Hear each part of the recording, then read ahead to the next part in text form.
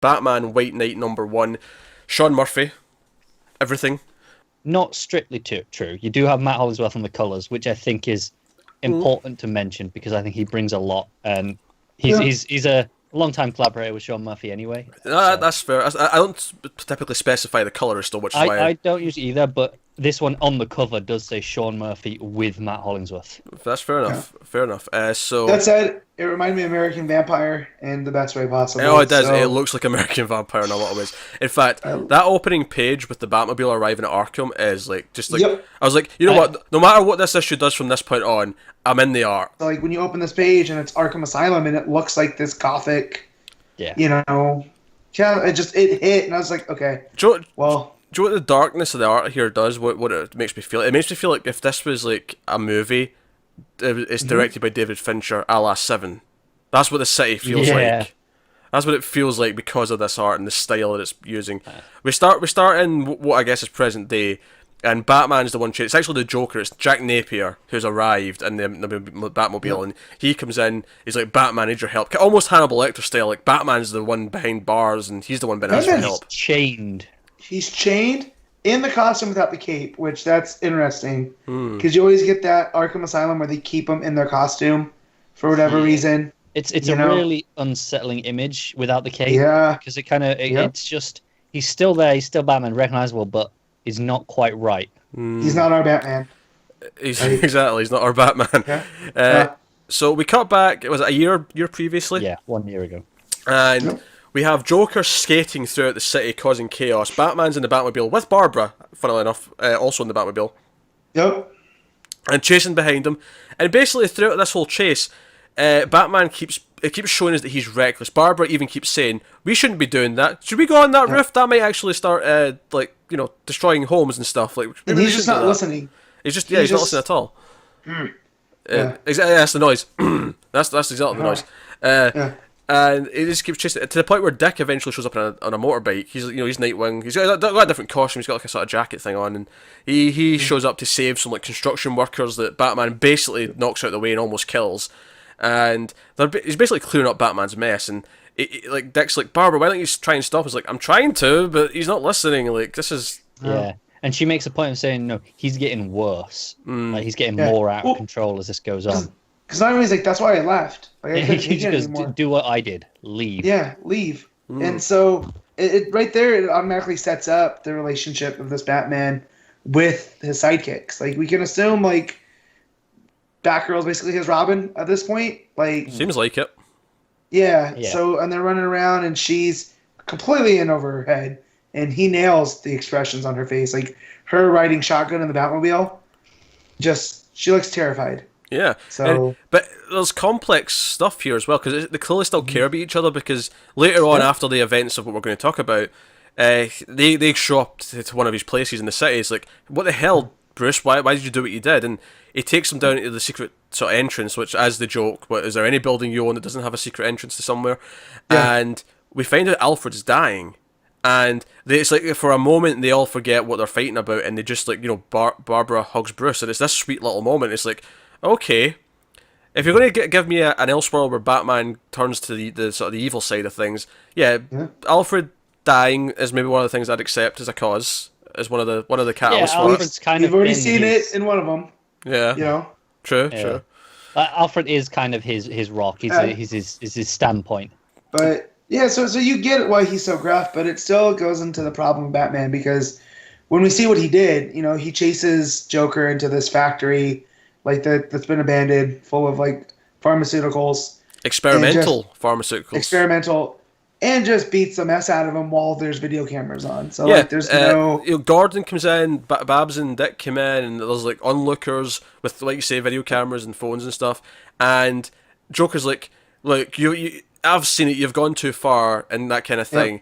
And like, I'm going to prove that all you've done is made this your war zone. You're actually making the city worse. Yep. The biggest enemy of Gotham City is Batman. And if I can get better with these drugs, I'll prove that you're the biggest problem here. And Batman grabs the pills, like, well, fine then. And he just starts pouring pills into his mouth. Yep. And it's like super, super, like, vicious and like violent. This is the point where I was kind of sold on the book, because I remember when it was announced, I was like, okay, I'm in it because it's I'm gonna love the art regardless. Yeah. But I was a bit skeptical about, okay, Joker's the good guy, Batman's the bad. Okay, where's this going? But seeing the setup for it has completely justified it. Do you know? I actually think that by the end of the story, Batman won't be a villain anymore. I think there's going to be growth by the end of the story. As much as I want to say, like, yeah, Batman's a villain, he's the bad guy, right? Because of my obvious biases. I don't think it's that simple, because the fact that they gave Jack Napier a name, he's not the Joker anymore. He's actually identifiable. Like, Gordon knows who he was before. Of course, the name they have is taken from the first Batman movie. That's what they actually had to get approval to do that. Right, and so the fact that he's an actual person and not just the Joker that is kind of this amorphous, he can be anywhere at any time. Yeah, he's not a force of nature anymore. He's a person. No, and of course he's an actual person. Gordon, isn't cool with what Batman's doing anymore either. He's starting to struggle with it. We get those almost Dark Knight Returns like news radio debate show thing where there's this guy arguing that we need Batman. All these SJWs talking about how he's getting too violent, and they have that line, and this one's like, yeah, but he's getting too violent. This is too much. Like the fact that there's because the mayor's telling Gordon the fact that you even let a vigilante exist says that the police is still corrupt. No matter how much good you have done, this is wrong. It's kind of almost this meta. Yeah, in the real life, we can never actually let a vigilante exist like this. It's still illegal, and it's kind of pointing that out. So.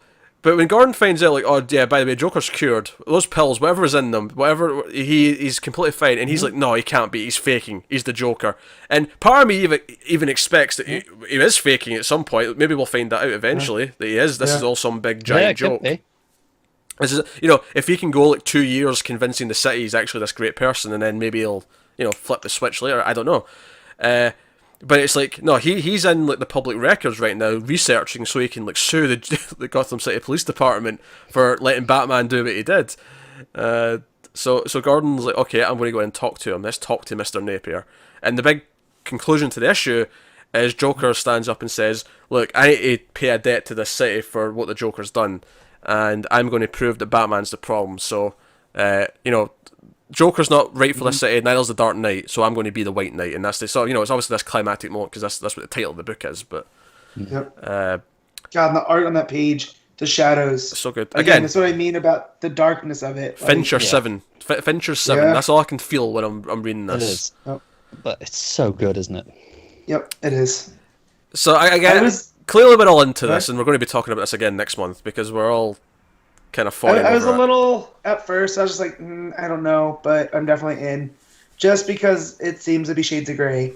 Even though it's called White Knight, and I don't, in my heart, believe Batman is a bad guy. I just when the Joker keeps doing stuff, it's so basically when someone's annoying you and you just keep putting it off, and then finally you just snap. Yeah. I don't know. Maybe if that's just me.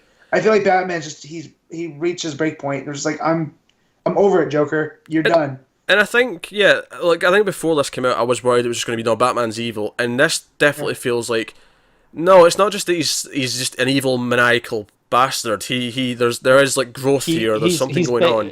Batman feels like he's at the point of, after Jason Todd died, and it was before Tim came in, he was getting worse. He was out of control. It seems like the same thing's happening here, but because he's losing Alfred. And that's all it is. He's lost that anchor. So... Yeah. After this first issue, I'm like, I can see the ending of this story being that, no, it isn't just White Knight and Black Knight. There is shades of grey, and Batman has a darkness to him, and I can see there being a growth for him, and I can see maybe the Joker has growth. By the way, I love the pages of him in his cell, and it's all these Batman posters. And there's some cool little Easter eggs. There's you see the Batman animated series sort of main cover poster as a poster. Yeah. You see a photo from the Batman movie of him holding the Joker, Batman Joker when they're sort of close. And there's toys and stuff, and so there's that Sean Murphy Batman statue, the art of the black and white. Oh yeah, down at the bottom. It's fun to go through. There was a few things like that in the issue. A bit later on, the mayor's office really felt like out of the '60s show. Yeah, I can see that. So no, so definitely we'll be looking at more of this coming up. It's funny because obviously we all like Sean Murphy, so we're hoping for the best, and but none of us were really sold on the idea of the story, I don't think. And then now that we've read it, it's like, okay, I think it justified it, didn't it? yeah. It justified it as what it is, rather than what I thought it would be, which is just this clear, oh, he's just an evil guy. Yeah, because that's kind of what we were being told when when we were hearing about Batman's the villain, and it's like, okay, sure, but here it's not that at all, is it really? Yeah.